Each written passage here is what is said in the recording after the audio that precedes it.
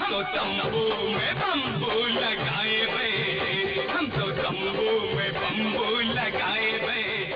ایک زمانہ تھا جب بانس کا استعمال بہت زیادہ تھا اور ان پر فلمی گانے بھی بنائے جاتے تھے، لیکن وقت کے ساتھ ساتھ ان کی قدر کم ہوتی گئی اور اب یہ صرف دکانوں پر کھڑے نظر آتے ہیں، جبکہ دکاندار ان کے سائے تلے فارغ بیٹھے دکھائی دیتے ہیں۔ تعمیراتی کاموں میں بھی بانس کی جگہ لوہے کے پائپ استعمال ہونے لگے ہیں۔ کبھی کبھی کنٹینر آتا ہے، یہ بلے نہیں یہ خالی کرتا ہے، کبھی کبھی یہ مزدوری ہوتا ہے، مزدوری بالکل سٹاپ ہو گیا ہے۔ اور ابھی کام نہیں ہے، پہلے صحیح ابھی نہیں ہے، کاروبار سارا ختم ہے۔ پاکستان اب خود بھی بانسوں کی پیداوار میں خود کفیل ہے اور اب بازار میں بنگال کے ساتھ ساتھ لاہور اور پتوکی میں اگائے جانے والے بانس بھی دستیاب ہیں۔ تاہم گزشتہ برسوں میں ان کی قیمتیں 100% بڑھی ہیں، جبکہ خریدار 10% بھی نہیں رہے۔